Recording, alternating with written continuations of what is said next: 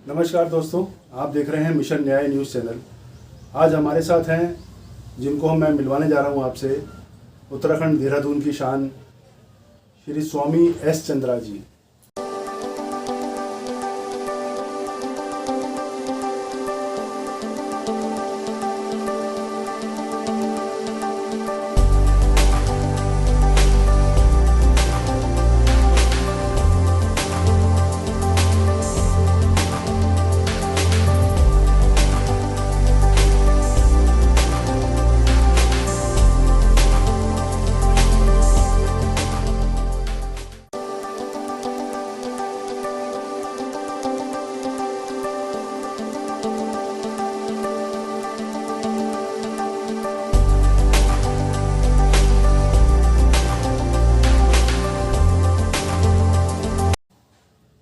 स्वामी जी, आपका बहुत बहुत स्वागत है। नमस्कार।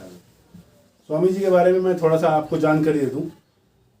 आप एक सामाजिक संस्था और कला से जुड़ी हुई संस्था चलाते हैं। संस्था का नाम है शैल कला एवं ग्रामीण विकास समिति। इससे पहले कि मैं अपने प्रश्नों की शुरुआत करूं, कुछ जानकारी लूं, तो मैं स्वामी जी से खुद ही जानना चाहूँगा और अपने व्यूअर्स को भी बताना चाहूँगा कि स्वामी जी अपने बारे में थोड़ा सा हमें बताएंगे। स्वामी जी, स्वागत है आपका। जी, धन्यवाद आपका। मैं शैल कला एवं ग्रामीण विकास समिति की ओर से आपका स्वागत करता हूं। और मैं अपने बारे में क्या बताऊं, मैं छोटा सा एक इंसान, शायद सेवा करने के लिए ऊपर वाले ने मुझे आशीर्वाद दिया। और मैं Swami S Chandra survey of India से गत वर्ष 31 मार्च को 2020 में मैं सेवानिवृत्त हुआ ग्रुप बी पोस्ट से। और उस पर मेरा ये रहा कि उस सिविल डिफेंस में मैंने सेवाएं दी, तो समस्त जो सेवाएं थी मेरी वो सरकारी खाते से, वो तो 31 मार्च 2020 को समाप्त होगी। लेकिन मेरा जो सदा काम जो चल रहा था, बचपन से मैं मंच पे रहा, सांस्कृतिक गतिविधियों पे सबसे पहले रुझान रहा। घर से पिताश्री तो नहीं चाहते थे कि मैं नृत्य क्षेत्र में जाऊं, क्योंकि मेरा शौकीन मैं नृत्य में रहा, तो मैं चाहता था कि मैं नृत्य सीखूं। लेकिन घर से ज़्यादा सपोर्ट नहीं, मेरी माता जी की तरफ से ज़्यादा सपोर्ट मिला। तो वो जो मेरी रुचि थी, तो मैं बहुत सी संस्थाओं में मैं सपोर्ट कर रहा था। मैंने 1984 में एक नाटक किया था। उस वक्त दिल्ली से भट्ट जी थे हमारे साथ, सुरेश भट्ट जी, उनके साथ एक नाटक किया था गढ़वाली में, तिमला का तिमला खतिया। तिमला का तिमला खतिया, नंगी की नंगी दिखाई कहावत है कि, यानी कि तिमला एक फल होता है, और जब फल जो है तोड़ने के लिए कोई गए तो किसी ने नीचे से कुछ और बोल दिया, तो पता चला जो पल्ले में इकट्ठे करे थे तो एकदम से झटका लगा उन्हें, तो कि वो कह रहे मतलब कि वो भी गिर गए और मेरे को देख भी दिया। तो वो उसका ये था कि हमने पूरा जो काम किया उसका फल नहीं मिला, और वो तिमला खतिया वो सन 1984 भी गया। यानी कि स्वामी जी, आपका जो खुद का जो जुनून था, एक शौक था, वो आपको ही इस क्षेत्र में लेके आया। आपको जैसे नृत्य का शौक था, आपकी माता जी आपको सपोर्ट करती रही बहुत ज़्यादा, तो वो उसी से आप कला के क्षेत्र में भी आ गए और आज आप सबके लिए काम कर रहे हैं। मैं माता जी के कपड़े चुरा के लेके जाता था। अच्छा। तो मेरी मम्मी कुछ नहीं बोलती थी, और मम्मी का बहुत सपोर्ट रहा इस पे। देखिए स्वामी जी की बात में रोक रहा हूँ बीच में, आपने बोला मैं अपनी माता जी के कपड़े चुरा करके स्टेज पर कार्यक्रम में भाग लेने जाता था। जी। आपने देखा होगा, हमारे व्यूअर्स को मैं बताना चाहूँगा कि इंडियन आइडल या उससे जुड़े हुए और जो स्टेज के प्रोग्राम होते हैं, नृत्य के प्रोग्राम होते हैं, जैसे इंडियन आइडल के अलावा, उनमें भी बच्चे ऐसी जगहों से आए हैं जो अपने घरों से भाग के माँ बाप से जिद करके वहाँ पर पहुँचते हैं। तो वो कला छुपती नहीं है। तो ऐसी स्वामी जी आगे बढ़े, और मैं आपको हम आगे बताएंगे कैसे कैसे और भी उन्होंने काम किया। जी स्वामी जी। सर 1984 में जब हमने तिमला नाटक किया, हमने चंडीगढ़ किया, दिल्ली शो किया, बहुत अच्छा सफल रहा। और मैं युगांतर नाट्य संस्था में काम कर रहा था, सपोर्ट कर रहा था। जब हमारी प्रैक्टिस चल रही थी, तो फिर सबने सन 1986 में मैंने अपनी संस्था शैल कला संगम के नाम से मैंने गठित करी। उस पर आज तो जागर शैली को जगह जगह दिखाया जा रहा है। सन 1986 में मंच में टाउन हॉल में नाटक हुआ था, और उसमें मैंने जागर शैली को वहाँ प्रस्तुतिकरण किया था, लाइव दिखाया था टाउन हॉल देहरादून में 17-18 मई 1986 को। अच्छा। 2 दिन शो किया था, और उसमें मेरे को काफ़ी यहाँ पर सपोर्ट मिला था। लोगों ने कहा कि आपने तो ऐसी चीज़ प्रस्तुत करती थी। तो मैं जब 1990 में मैंने 20 बच्चे गोद लिए। ऐसी कई हस्तियां थी जिनके कारण मैं उन 20 बच्चों को मैं पढ़ाने का जिम्मा उठाया। मेरा थैला टंगा रहता था, मैं जाता रहता था। उसके बाद उनसे जब मैं भ्रमण होता था तो वो मुझे कहते थे कि स्वामी जी आप बताइए क्या लगेगा। तो मेरा ये थे, जो बच्चे नीडली होते थे, मैं कभी किसी बच्चे के बारे में ये नहीं कहा ये बच्चा गरीब है। जो बच्चे को मैं पढ़ाने के सोचता था तो उसको मैंने ये नहीं कहा कि ये गरीब है, उसकी मदद करनी चाहिए। उसको मैंने उठाने के लिए कोशिश करी कि वो बच्चा कि पढ़ने में अच्छा है जी, पढ़ने में अच्छा है जी, ये रुचि इसकी प्रति है, तो इसको सपोर्ट करना चाहिए। उसको ये नहीं बताया कि गरीबी का हम सपोर्ट कर। 2003 में चंद्र सिंह राही जी को लेके मैंने एक बहुत बड़ा आयोजन कार्यक्रम किया था। वो था लोक वाद्य यंत्रों की प्रस्तुतिकरण व्याख्यान कार्यक्रम, यानी कि प्रस्तुतिकरण व्याख्यान करा जी। वो कार्यक्रम मेरा इतना मतलब एक म्यूजिक एशिया करके चैनल हुआ करता था सहारा वालों का जी। सहारा म्यूजिक एशिया। और वो पूरे जो हमने वो कार्यक्रम किया था वो बहुत सफल रहा। उसके बाद आप समाचार पत्रों में भी आपके बारे में काफी कुछ आने लग गया और हाँ विचार मिले। तो तो स्वामी जी उस समय आपको ऐसा नहीं लगा कि मैं इस क्षेत्र में आ गया, लेकिन इतनी प्रसिद्धि मिल रही है अखबारों में और टीवी चैनल में, तो एक वो वाला आपको इंटरेस्ट नहीं आया कि यार मुझे अब छप रहा है तो मेरा नाम मुझे नहीं, वो बिल्कुल नहीं ऐसी आया। भावना तो नहीं आई? ना वो बिल्कुल नहीं आई। मैं कहता जो ऊपर वाले का आशीर्वाद से जो चल रहा है मैं उस पर संतुष्ट हूँ। तो मैंने कभी भी ये नहीं सोचा कि मुझे इस प्रकार का कोई सम्मान मिल रहा है या कुछ। उत्तराखंड में मेरे को पूछा नहीं किसी ने सम्मान के लिए। महाराष्ट्र में जाके मुझे वर्धा महाराष्ट्र में मेरे को सम्मानित किया 2011 में। अच्छा। 2005 में मैं हाँ एक चीज़ और भी, इसी दौरान मैंने बंधुआ मजदूर पे भी काम किया।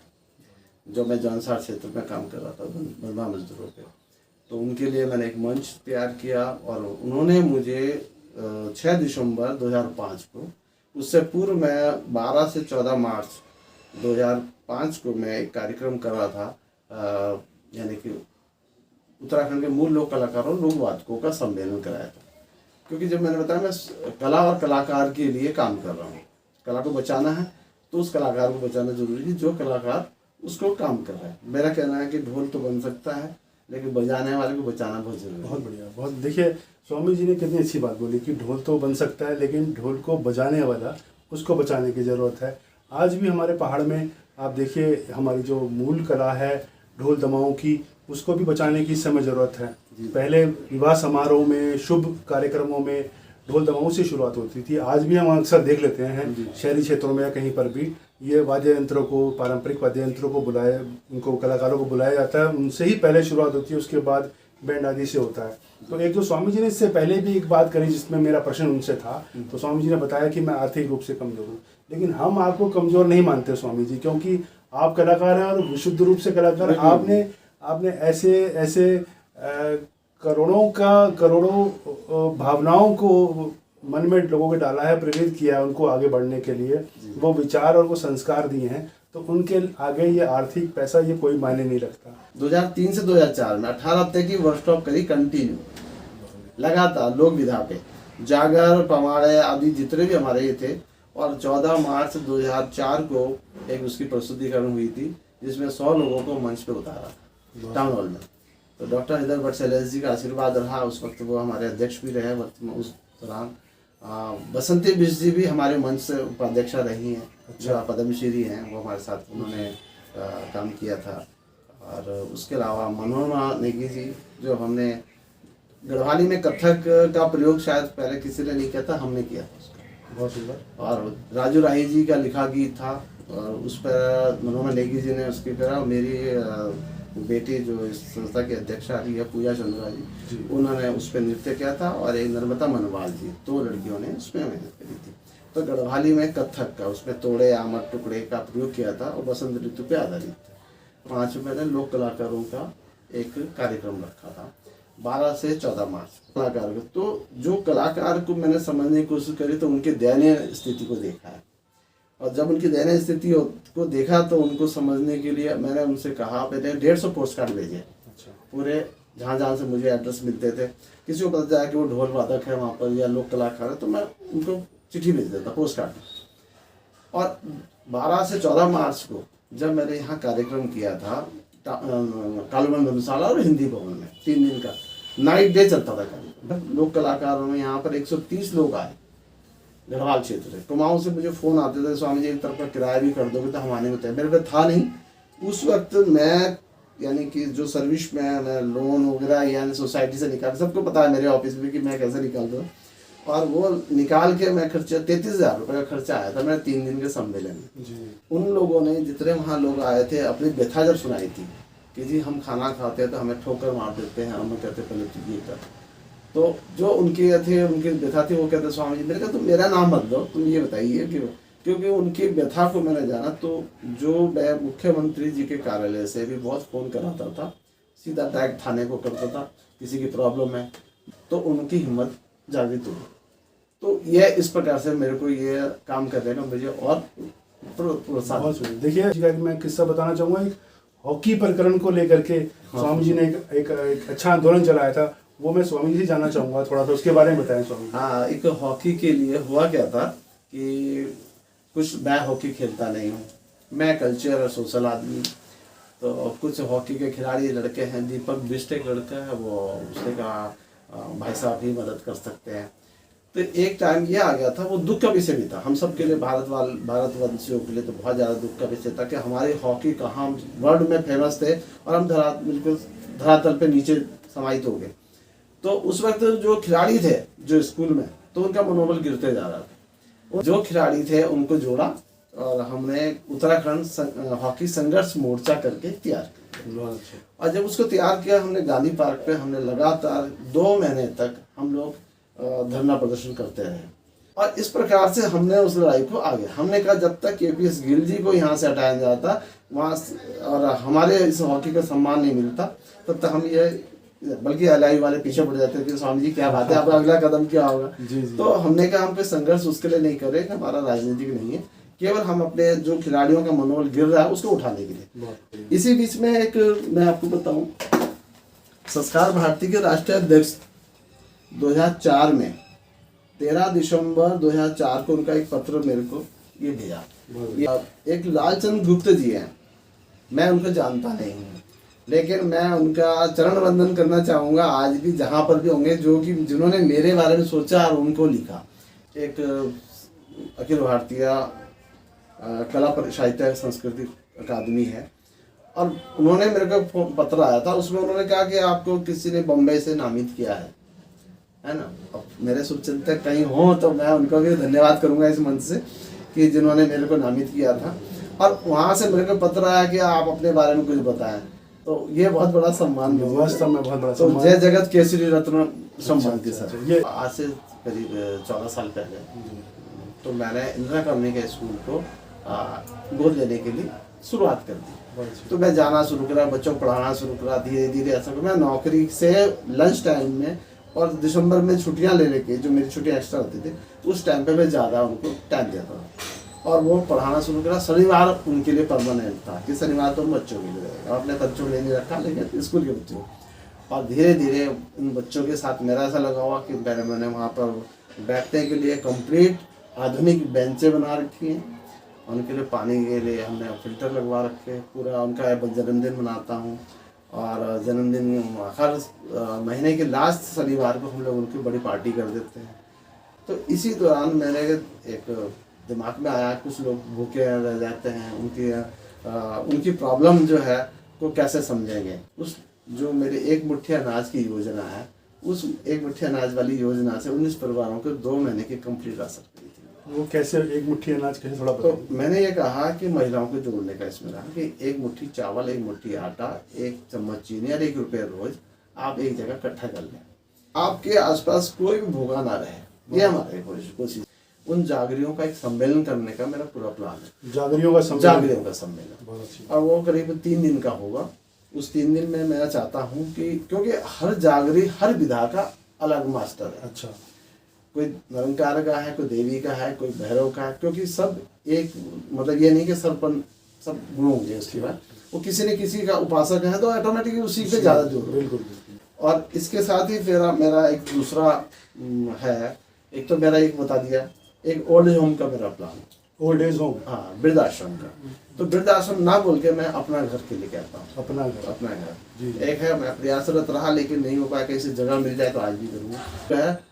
अभी भारत सरकार की ओर से एक न्याय एवं साक्षरता मंत्रालय की ओर से एक कार्यक्रम चला है 14567 नंबर, जो कॉल टोल फ्री नंबर है। अच्छा। और उस पर हमने अभी परसों एक बैठक भी करी थी।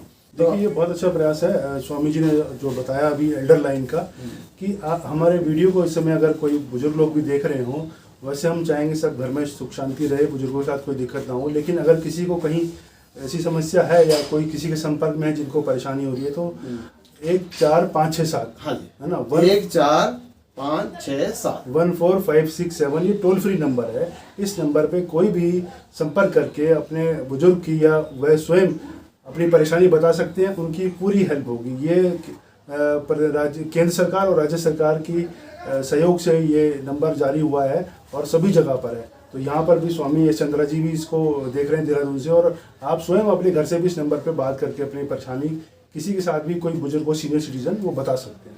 मेरा एक उद्देश्य भी है, अगर वो सरकार इस पर ध्यान दे और मुझे इस प्रोजेक्ट पे काम करने का मौका मिले, तो मैं इसे उत्तराखंड भिखारी मुक्त प्रदेश बना सकता हूँ। उत्तराखंड भिखारी मुक्त प्रदेश बनाने की भी दिली इच्छा है। ये बात है, और बहुत अच्छी बात है। एडीएम हरिद्वार जो मेरा अधिकारी, वो बहुत सम्मानित भी हैं और उनके हमारे बातचीत होती रहती है। तो मैंने उन्हें कहा था, मेरा ये तो कह रहे स्वामी जी आप कर सकते हो, बहुत अच्छी। तो उस पर मुझे 8 से 10 बंजर भूमि, 8 से 10 एकड़ जमीन बंजर भूमि, यानी कि ओपन जेल जैसे होती है, जितने भिखारी हैं उत्तराखंड में वो सब मुझे दे दीजिए। 6 महीने तक तो शायद मैं पागल हो जाऊंगा, परेशानियां झेलूंगा, तो उनके साथ रह के उनको काम पे लगाना है, उनको सिखाना है, और मुझे एक गाड़ी और कुछ टाइम का खाना उनके लिए व्यवस्था के लिए, और उसके बाद मार्केट से अपने आप ही मजबूर राशन मिल जाएगा। कहता हूँ कि माननीय मुख्यमंत्री जी अगर इस पर चिंतन करेंगे तो मैं उत्तराखंड भिखारी मुक्त प्रदेश बनाने का दावा करता हूँ। और स्वामी यश चंद्रा जी, मिशन न्याय न्यूज़ चैनल से बात करने के लिए आपने समय दिया, आपका बहुत बहुत धन्यवाद। बहुत बहुत धन्यवाद आप।